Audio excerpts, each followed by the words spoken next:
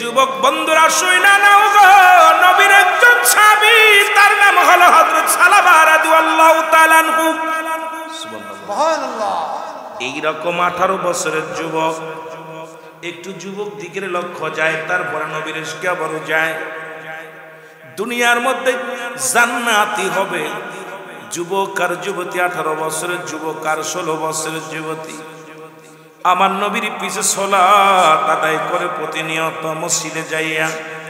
নাম হলো হযরত সালাবা রাদিয়াল্লাহু তাআলা আনহু। জোরে জোরে চিল্লায় বলো মারহাবা। একদিন রাস্তা দিয়ে যায়, নামাজ শেষ করে রাসূলুল্লাহর পিছে নামাজ আদায় করে বাড়ির দিকে যাইতেছিল। হঠাৎ দেখে রে, একটা বাড়ির মধ্যে একটা মেয়ে গোসল করতেছে। এই গোসল করা অবস্থায় ওই পর্দাটা সরে গেছে, আর সালাবা রাদিয়াল্লাহু তাআলা আনহু ওই মেয়েটাকে দেখে ফেলেছে। গোসল করা অবস্থায় দেখে ফেলেছে রে যুবক। দেখার সঙ্গে সঙ্গে চক্ষু দুটি বন্ধ করে সালাবা রাদিয়াল্লাহু তাআলা জমিনের মধ্যে বসে গেছে। ডাক দে, আল্লাহ, আমি জালিমদের অন্তর্ভুক্ত হয়ে গেলাম।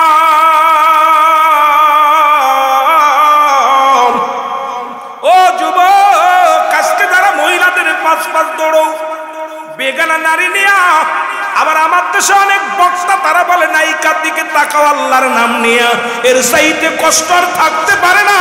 আরে মুসলমান শোনো, আমার যুব সমাজ শেষ, যাদেরকে দেখা দিয়া যায় তাদের বিয়ে করা হারাম, যাদের দেখা দিয়া হারাম তাদের বিয়ে করা জায়েজ। শরীয়তের দৃষ্টিতে হারামকে হালাল বললে কাফের হয়ে যাবে, আবার হারামকে যদি হালাল বলে সেও কাফের হয়ে যাবে। আজকে আমরা বক্তারা যদি বলি আল্লাহর নামে তাকায় দেখো অমকের দিকের মুসলমান, একবার কি তোমার বিবেকের মধ্যে নাড়া দেয় না যে বেগানা নারী চেহারা দেখায় হারাম হারাম হারাম? জোরে বলেন ঠিক কিনা? এই কথাটা বলার পিছে আমি শুনে নাও, কাউকে গীবাত করতে আসি নাই, কারোর সমালোচনা নাই। হযরত সালাবা রাদিয়াল্লাহু তাআলা ডাকতে বলে, মালিক, আমি জালিমদের অন্তর্ভুক্ত হয়ে গেলাম। আল্লাহ আল্লাহ, আমার বিপক্ষে যদি কোনো আয়াত নাজিল হয়ে যায় রাসূলের কাছে, যদি জিবরিল আমিন যায় যদি আমার হাবিবরে জানায়া দেয়, আর আমি একটা বেগানা নারীর গোসল করা দেখে ফেললাম, আল্লাহ আল্লাহ, আমি ইসলামের কলুষিত মানুষ, আমি আমার রাসূলুল্লাহর কলুষিত সাহাবী, চোখের পানি ছেড়ে কাঁদতে কাঁদতে কয়, আল্লাহ, আমি আর বাড়িতেও যাব না, রাসূলুল্লাহর কদমেও যাব না। কারণ হলো, যদি রাসূল যদি জেনে যায় আমার নবী কষ্ট পাবে রে। আমি বেগানা নারীর চেহারা দেখে ফেলেছি, আমার নবীর সাহাবীদের অন্তরে কত ভয় কত প্রেম ছিল। যুবক বন্ধুরা শুনে নাও, হযরতে সালাবা রাদিয়াল্লাহু তাআলা চলে গেলেন। একটা দিন নয়, দুটি দিন নয়, কাঁদতে কাঁদতে অজার নয়নে সারাদিন ভরে না খায়া না ঘুমায়া, রাত্র যখন হয়ে যায় ওই পাহাড়ের একটা গুহার মধ্যে বসে বসে কান্দে। সকাল যখন হয় ওই পাহাড়ে কষ্ট করে উঠে পড়ে বসে বসে কান্দে।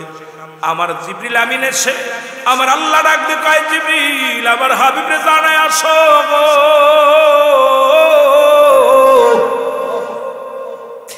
একটু সালাবার দিকে নজর দিতে বলো। রাহমাতুল লিল আলামিনের কাছে জিবরিল আমিন এসে বলে, নবী গো, এত সাহাবী আপনার পিছে সালাত আদায় করে, একটু সালাবার দিকে নজর করে। নবীজি বলার পর আমার নবী বলে, আমার সাহাবীরা আমার সালাবার খবর নাও, আমার সালাবা রাদিয়াল্লাহু তাআলার খবর নাও। ও যুবকেরা, দিলের কান্ডা লাগা। কিন্তু সাহাবীদেরকে আমার নবী ডাকতে বলে, সাহাবীরা রে, তোমরা আমার সালাবার খবর নাও। হযরতে ওমরে ফারুক রাদিয়াল্লাহু তাআলাকে ডাকতে বলেন, ওমর রে, আমার সালাবার খবর নাও। হযরত উসমান গনিকে ডাকতে বলে, আমার সালাবার খবর নাও। হযরত আবু বকর সিদ্দিক রাদিয়াল্লাহু তাআলা আনহুকে ডাকতে বলে, সালাবার খবর নাও। কোথাও খবর পাইলেন না, দিক শোনো, আমার সালাবার খবর নাও। খবর নিতে লাগলেন, পাহাড়ে নগরে সব জায়গায় খবর নিতে লাগলেন, কোথাও খবর পায় না। যুবক বন্ধুরা দিলের কান্না লাগে একটু শোনে, আমরা কত পাপের মধ্যে আছি, নবীর সাহাবীরা কত পাপকে ভয় পেত। এবার একটা দিন নয়, দুটি দিন নয়, সপ্তাহ কেটে গেল, কোথাও খুঁজে পায় না। খুঁজতে খুঁজতে হযরতে ওমরে ফারুক রাদিয়াল্লাহু তাআলা আনহু, হযরত আলী রাদিয়াল্লাহু তাআলা আনহু পাহাড়ের জঙ্গলে গেলেন। যা ডাকতে বলে, রাখালেরা রে, তোমরা কি আমার সালাবা রাদিয়াল্লাহু তাআলাকে দেখছো? বলে তোমরা কে গো? বলে আমি আমার নবীর সাহাবী হযরতে ওমরে ফারুক রাদিয়াল্লাহু তাআলা আনহু, আমি হলাম হযরত আলী রাদিয়াল্লাহু তাআলা আনহু। এই যে পাহাড়ের রাখালেরা রে, তোমরা কি নবীর সাহাবী সালাবাকে যুবককে দেখছো? রাখালেরা বলে, নবীর সাহাবীরা রে, আমরা তো সালাবারে চিনি না, তবে একটা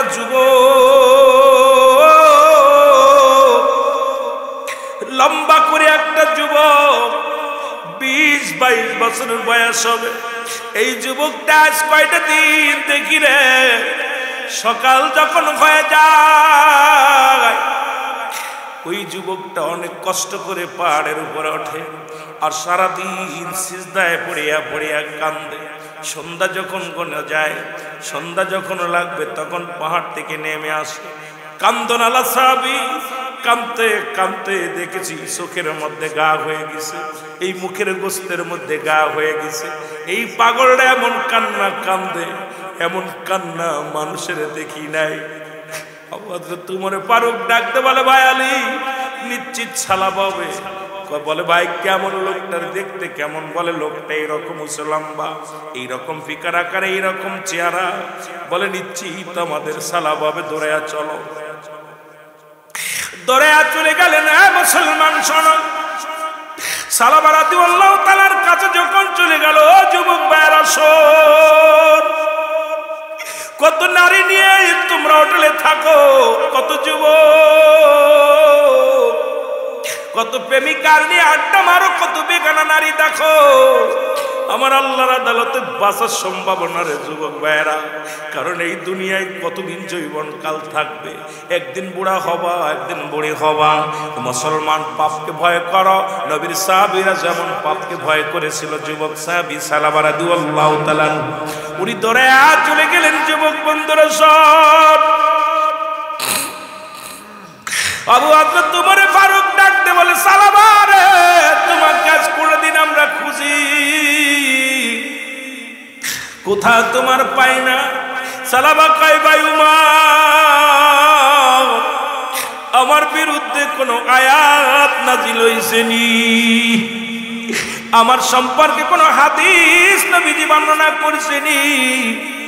বলে সালাবা রে, তোমার তো বিষয় কোন হাদিস, কোন কোরআনের আয়াত শুনি নাই, তুমি এনে কাঁদছো কেন? বলে আমি পাপী, আমি গুনাহগার, আমার আল্লাহ আমারে মাফ করবে নি। বলে সালাবা রে, চলো, রাসূলুল্লাহ তোমাকে খুঁজছে, রাসূলুল্লাহ তোমার জন্য অপেক্ষা করছে, চলো। সালাবা রাদিয়াল্লাহু তাআলা দেখতে বলে, নবীর সাহাবীরা রে, আমি জালিম, আমি বেগানা নারী চেহারা দেখে ফেলেছি, ওই নারীর আমি দেখেছি গোসল করা অবস্থায় দেখে ফেলেছি। যদি আল্লাহর আদালতে, যদি ফেরেশতারা যদি আল্লাহর কাছে জানিয়ে দেয়, আমি আল্লাহর আদালতে কি জবাব দিব? রাসূলের কাছে কি করে মুখ দেখাবো? এই ভয়ে আমি কাঁদতেছি, চোখের পানিগুলো ফেলায়া ফেলায়া কাঁদতেছি। জোরে জোরে চিল্লায়া বলা যাবে না আল্লাহু আকবার। আমার মনে বড় আশা ছিল যাব মদিনায়, আমার মনে বড় আশা ছিল যাব। সালাম আমি করব গিয়া, সালাম আমি করব গিয়া নবীজির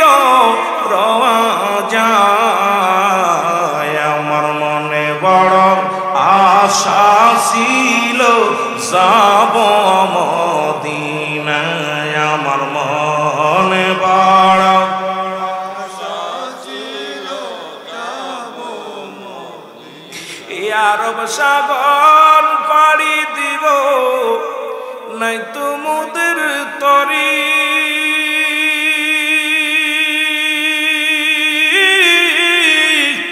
পাখা নাই তো উড়ে যাব ডানাতে ভর করি, এই আশায় আছে সম্ভাবনা নাই, আশায় আছে এর করি কেউ পায়। আমার মনে বড় আশা ছিল যাব মদিনায়, আমার মনে বড় আশা ছিল যাব মদিনায়। কে যাব ভাই না পারাবাসী সোনার মদিনা,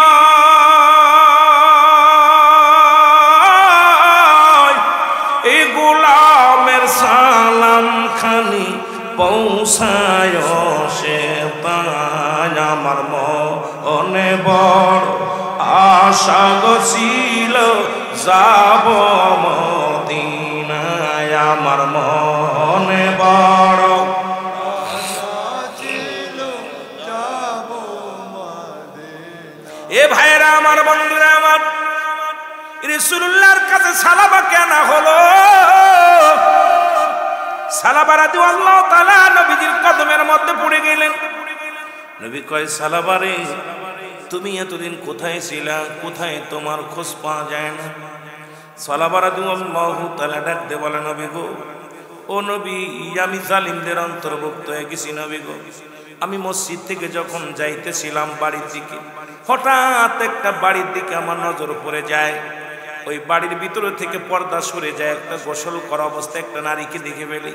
নবী গো, এই পাপ হয়েছে, আমি এই ভয়ে নবী গো একদিন নয় দুদিন নয়, আপনি যদি জেনে যান, যদি জিবরিল আমিন আপনারে জানায়া দেয়, আমার আল্লাহ যদি আমার বিরুদ্ধে যদি কোনো আয়াত নাজিল করে, বল আমি আল্লাহর দরবারে কি জবাব দিব? ইয়া রাসূলুল্লাহ, ইয়া হাবিবাল্লাহ, এই ভয়ে আমি সালাবা আপনার কদম থেকে দূরে আছি, আমি দূরে বসে বসে কান্দি। নবী গো, আমার নবী কয়, সালাবা রে, তোমার বিরুদ্ধে কোনো আয়াত নাজিল হয় নাই,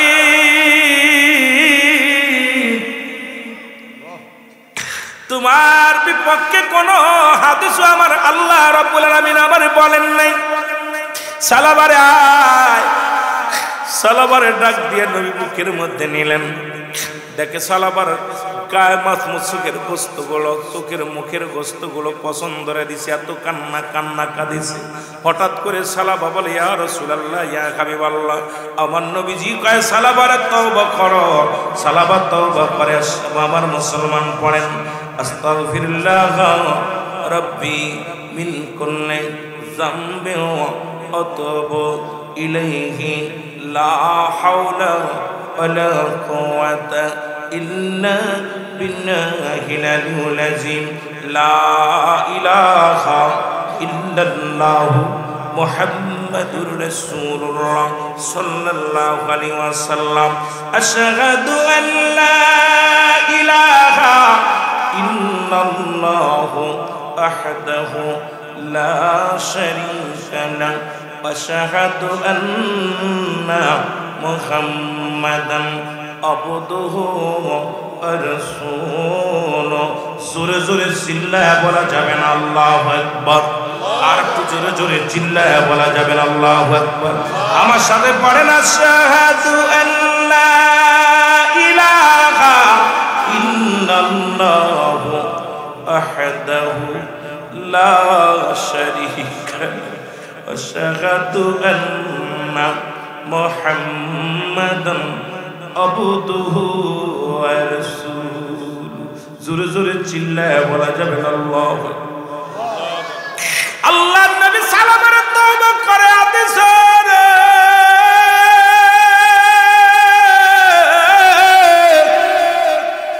সালাবা তওবা করিয়া জমিনের মধ্যে বয়ে পড়ে বলে, নবী গো, আমার পিছনের শিরাটার মধ্যে মনে হয় যেন পিপিলিকা হাঁটাহাঁটি করে। নবী বলে, সালাবারে কি বলতে চাও বলো? হুজুর,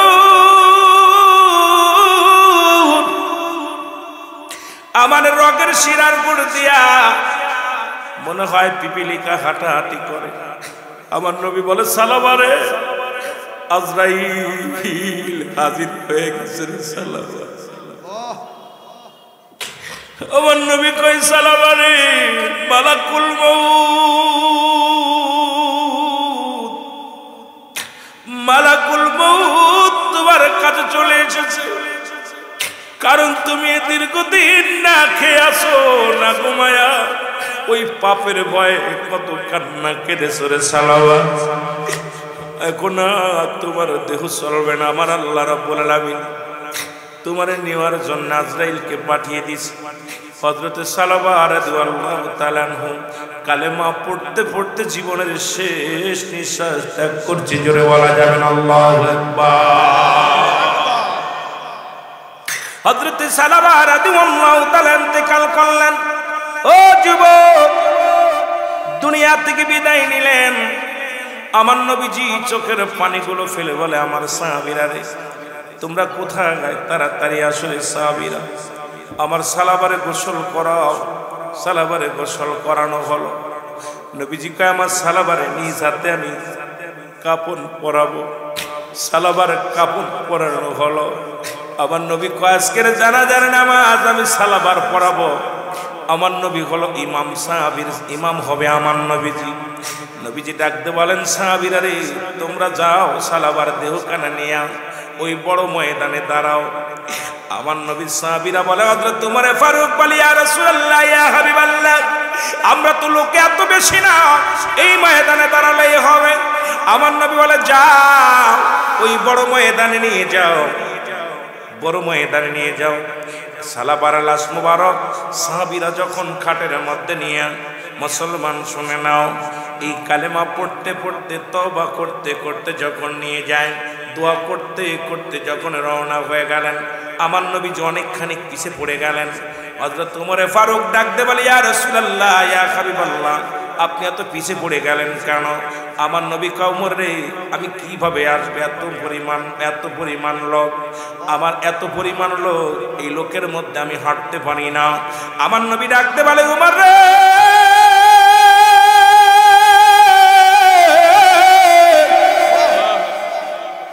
আমার সালাবার জানাজার নামাজ অসংখ্য ফেরেশতারা, আসমানি ফেরেশতারা, জমিনের ফেরেশতারা, এত পরিমাণ ফেরেশতারা জানাজার নামাজে শরীক হয়েছে রে, আমি নবী পা ফেলাইব এই জায়গাটা নাই।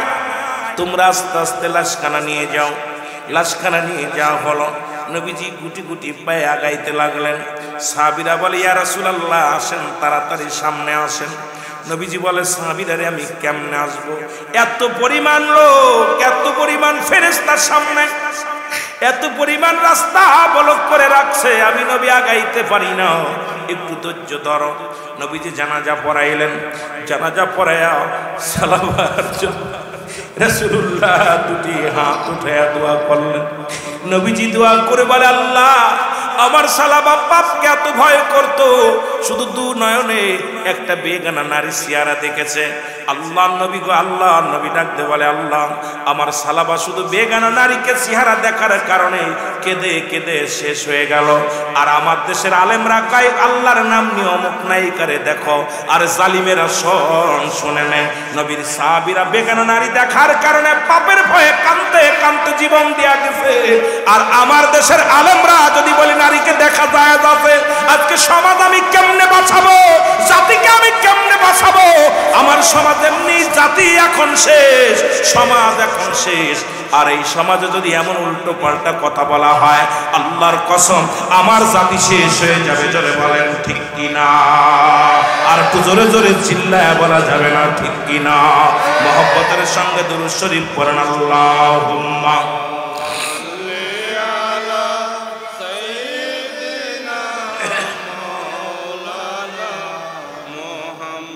বাজানবে জোরে ওয়ালায়ালি সাইয়্যিদিনা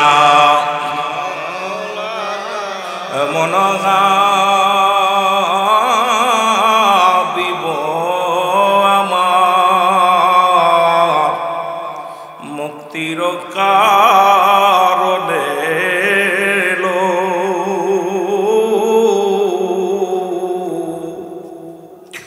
এমন হাবিব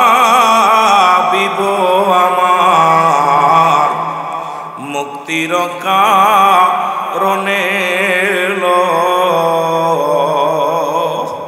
ওফাতের পরেও নবীজি পাপী উম্মতিরে না ভুলিল এমন হাবিব আমার আল্লাহুম্মা সাল্লি আলা সাইয়্যিদিনা মাওলানা ওয়া আলা আলি সাইয়্যিদিনা মাওলানা। এ ভাইরা আমার, বন্ধুরা আমার, আমি আপনাদেরকে যে কথা বলে যাই, রাহমাতুল লিল আলামিন ডাকতে বলেন আমার সাহাবীরা রে, আমার সালাবার জন্য সবাই দোয়া করো। সবাই দোয়া করলেন। জিবরিল আমিন এসে বলে ইয়া রাসূলুল্লাহ, ইয়া হাবিবাল্লাহ, আপনার সালাবারে একটা নয়, দুটি নয়, 8টা জান্নাতের দরজা খুলে অসংখ্য ফেরেশতারা অপেক্ষা করে, অসংখ্য হুর গেলে মানের অপেক্ষা করে। ইয়া রাসূলুল্লাহ, ইয়া হাবিবাল্লাহ, নবী গো, আপনার সালাবারে স্বাগতম জানানোর জন্য অসংখ্য ফেরেশতারা প্রস্তুতি আছে। জোরে জোরে চিল্লায় বলা যাবে না মারহাবা। আমি যুবকদের বলে যাই, ও যুবকেরা, জান্নাত যদি পেতে হয় রে যুবক, তাহলে আমাদেরকে অবশ্যই ইসলামের বিধান মেনে চলতে হবে। রাসূল বলছে, দুইটা জিনিস যে ব্যক্তি আমার কাছে হেফাজত করবে, দুইটা জিনিস যে ব্যক্তি আমার কাছে জামিনদার হয়ে যাবে, আমি নবী তার জান্নাতের জামিনদার হয়ে যাব। তার ভিতরে একটা হলো মুসলমান। দুগালের মধ্যবস্তু যেটা জিহ্বা, ও মুসলমান, এই জিহ্বাটারে কন্ট্রোল করতে হবে। আমাদের এই জিহ্বা দিয়ে কাজা মদ খাওয়া যাবে না, কাউকে গালি দেওয়া যাবে না, কাউকে কষ্ট দেওয়া যাবে না, মদের আড়তে বসা যাবে না। আর দুই নাম্বার হলো দু পায়ের মধ্যবস্তু যেটা লজ্জাস্থান, এটা পুরুষ লিঙ্গ স্ত্রীলিঙ্গ। এই দুইটা জিনিস যে ব্যক্তি হেফাজত করতে পারবে, একমাত্র স্বামী স্ত্রী ব্যতীত অন্য কোথাও যাবে না। স্ত্রী ব্যতীত স্বামী অন্য কোন নারীর কাছে যাবে না। আপনার বিবি অন্য কোন পুরুষের আসক্ত হবে না। আল্লাহর নবী ওয়াদা করেছে, আমি জামিনদার হয়ে গেলাম ইয়াউমাল কিয়ামতের ময়দানে এই দুই শ্রেণীর মানুষকে আমি নবী জান্নাতে নিয়ে যাব। জোরে বলেন সুবহানাল্লাহ। আর একটু জোরে বলা যাবে না আল্লাহু আকবার। আমি যুবকদের বলি, যুবকেরা শুনে নাও, যুবকেরা শোনো, নবীর সাহাবীদের ইতিহাসগুলো থেকে শিক্ষা নাও। নবীর সাহাবীদের থেকে আমাদের শিক্ষা নেওয়ার দরকার। আর একজন যুবক সাহাবী, আমি আজকে যুবক ভাইদের দিকে কথাগুলো হলো ওয়াজের লাইন অন্য দিক থেকে আপনাদের দিকে নিয়ে গেলাম। ও যুবক, আর একজন যুবক মুসলমান শুনে নাও, রাসূলুল্লাহর পিছে সালাত আদায় করতো। নবীর পিছে যুবকেরা কাতার বন্দী হয়ে নামাজ আদায় করত। কারণ নবী নিজেই বলছে, সাহাবীরা রে, যে ব্যক্তি সময় মতো 5 ওয়াক্ত নামাজ জামাতের সঙ্গে সময় মতো আদায় করতে পারবে, নবী তার হাত ধরে জান্নাতে নেবে। জোরে বলা যাবে না সুবহানাল্লাহ। আর একটু জোরে বলেন না সুবহানাল্লাহ। আর একজন যুবক মুসলমান রাসূলুল্লাহর পিছে নামাজ পড়ে। যুবক আমার বাবারা শুনে নাও, কিন্তু এই যুবকের প্রতি আকৃষ্ট হলো একজন অমুসলিম নারী। প্রতিদিন রাস্তা দিয়ে যায়, প্রেমের পায়গাম দেয়, প্রেমের অফার দেয়, ভালোবাসার অফার দেয়। যুবক বলে, নারী রে, তুমি আল্লাহর ভয় করো, আমার নয়। আজকে যুবকদের বলতে গেলে বড় কষ্ট হয়। আপনার আমার নবী, তিনিও গার্জিয়ান ছাড়া বিয়ে করে নাই। আদম নবীর মুসলমান, আদম নবী থেকে শুরু করে যত নবী আছে, নবীর দাদাও আমার নবীর, অন্য জায়গা যাওয়ার দরকার নাই। নবীর বাবা আব্দুল্লাহ, উনিও আব্দুল্লাহর অনুমতি নিয়ে, আব্দুল মুত্তালিবের অনুমতি নিয়ে বিয়ে করছে। আমার নবী মা আমেনা মুসলমান, আমার নবীজি মুসলমান, আমার নবীজি রাহমাতুল লিল আলামিন খাদিজারে বিয়ে করেছিলেন তার চাচার অনুমতি নিয়ে। মুসলমান শুনে নাও, যত বিবাহ বন্ধনে আবদ্ধ হয়েছে সবাই তো অনুমতি নিয়েছিলেন। আজকে আমাদের যুব সমাজ, আমার দেশের জনগণ, আমার দেশের নেতারা এখন এমন আইন করেছে 18 বছর আর 22 বছর হলে অনুমতি লাগবে না। আজকে আমার সমাজ শেষ, আমার জাতি শেষ। ইসলামের বিধান ছেড়ে দিয়া আজকে আমরা মন গড়া মতো চলা শুরু করেছি। আল্লাহর আদালতে জবাব দিবা কি? ওখানে জবাব দেওয়া যাবে না। জোরে জোরে চিল্লায় বলেন ঠিক কিনা। আমার ভাইরা, আমার বন্ধুরা, আমার রাহমাতুল লিল আলামিনের ওই যুবক সাহাবী গো, উনি কি করলেন? উনাকে প্রেমের প্রস্তাব দিতে লাগলেন, ভালোবাসার প্রস্তাব দিতে লাগলেন, সব প্রত্যাখ্যান করলেন। একদিন রাসূলুল্লাহ গভীর ইশা সালাত আদায় করে সাহাবীদেরকে নিয়ে কথাবার্তা বলতে বলতে একটু সময় বেশি হয়ে গেছে। সাহাবী আসতেছিল, হঠাৎ করে ওই যুবতী মানুষ দিয়ে ধরে ঘরের মধ্যে নিয়ে গেল, নিয়ে যে প্রথম প্রেমের অফার দিল, যুবক প্রত্যাখ্যান করলো। এরপরে যুবকের সামনে গায়ের জামাটা খুলে ফেললো, যুবক চক্ষু দুটো বন্ধ করে ফেললো, এবার পণ্যের কাপড়টা খুলে ফেললো, একবার উলঙ্গ হয়ে গেল। যুবক একটা চিৎকার মেরে ডাকতে বলে, আল্লাহ তোমার হাতে আমার ঈমান, তুমি আমাকে রক্ষা করো গো মালিক, আমি জাহান্নামকে বড্ড ভয় পাই। আল্লাহ আমি জাহান্নামকে বড্ড ভয় পাই। আমার নবীর কলঙ্ক হবে, ইসলামের কলঙ্ক হবে, এমন কোন কাজ আমারে করায় না। একটা চিৎকার দিয়ে জমিনের মধ্যে পড়ে গেছে, যুবক বেহুশে পড়ে আছে। ফজরে আজান হয়ে গেল। যুবতী কি করলেন? তার হাত ধরে টানতে টানতে রাস্তার মধ্যে ফেলে রাখলো। সকালে ফজরের নামাজ আদায় করে নবীর সাহাবীরা রাস্তা দিয়ে যায়, দেখে যুবক সাহাবী পড়ে আছে। তাকে আতাসিং করে বাড়ি নিয়ে গেলেন। হুসকল কত ডাক্তার কবিরাজ দেখানো হলো, হুশ হয় নাই। হঠাৎ করে রাত্রে গভীরে হুশ হয়ে আসলো যুবকের, হুশ হলো। যুবক বলে, আমার আব্বা জান, আমাকে একটা কাগজ দেন। কাগজ দেওয়া হলো। বলে, আব্বা আমাকে একটা কলম দেন। কলম হাতের মধ্যে নিয়ে যুবক লিখে দিল, আমার আব্বা জান, আপনি আমার পিতা, আপনার হক আমি আদায় করতে পারলাম না। আমার আব্বা জান, আমি আপনার সন্তান, আপনার হক আমি আদায় করতে পারলাম না। কারণ প্রতিটা সন্তান তার বাবার প্রতি 14টা হক, মৃত্যুর পরে 7টা, জীবিত থাকতে 7টা, মোট 14টা হক। আব্বা গো, আমি কলিজার টুকরা হয়ে একটা আদায় করতে পারলাম না। আমি যদি রাতের অন্ধকারে মারা যাই, লিখে দিলেন আব্বা জান, আমি যদি রাতের অন্ধকারে মারা যায়, আমার লাশটা যেন পৃথিবীর কোনো মানুষ না দেখে, আমার জানাজায় যেন কোনো মানুষ না আসে। আমার কাপন দাপন করাইবেন ঘরের মধ্যে, আমার দাপন করাইবেন ঘরের মধ্যে, আমার আব্বা জান, পৃথিবীর কোনো মানুষ যেন জানে না। এইটা কাগজের মধ্যে লিখেই যুবক ইন্তেকাল করলেন, মারা গেলেন। আমার নবীজি কয়েকটা দিন যাওয়ার পর আমার জিবরিল আমিন ডাক দিয়ে বলে, আল্লাহর নবী গো, আপনার যুবক সাহাবীর দিকে একটু লক্ষ্য রাখেন নবী গো। নবী বললেন, আমার যুবক সাহাবী আজ কয়দিন নামাজে আসে না। ও মুসলমান শোনো, যেমন আপনাদের মসজিদের ইমাম সাহেব, আপনি 10 দিন পরে যদি 2 দিন নামাজে না আসেন, অমুকরে জিগাইবে, অমুকরে তো দেখি না, অমুকরে তো দেখি না। কারণ ইমাম সাহেবের সঙ্গে মুসল্লিদের একটা বন্ধুতায় হয়ে যায়। জোরে বলেন ঠিক কিনা? রাসূলুল্লাহ বলে, আমার যুবক সাহাবী আমি দেখি না।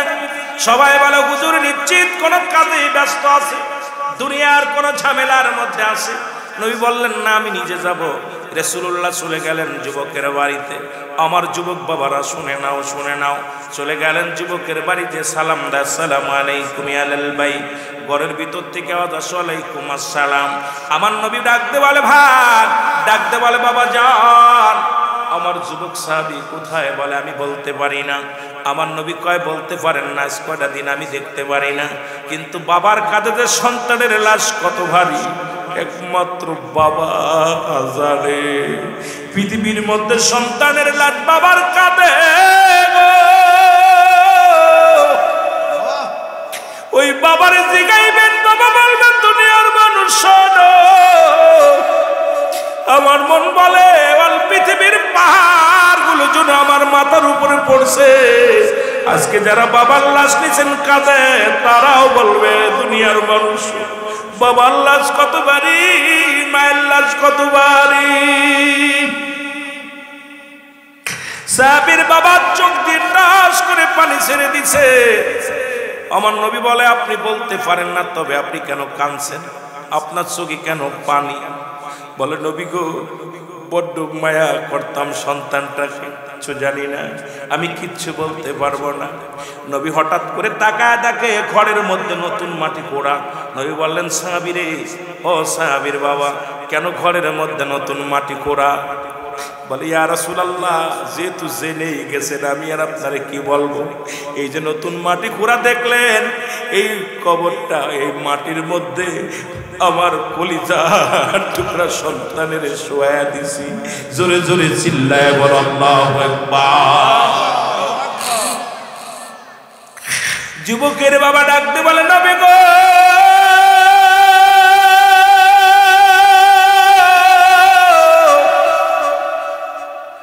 আপনি মাটি করে দেখলেন, এই মাটির মধ্যে আমার কলিজার টুকরা সন্তানের চিরবিদায় করে দিচ্ছি নবী গো। আবার নবী ডাকতে বলে, আমারে কেন জানাও নাই?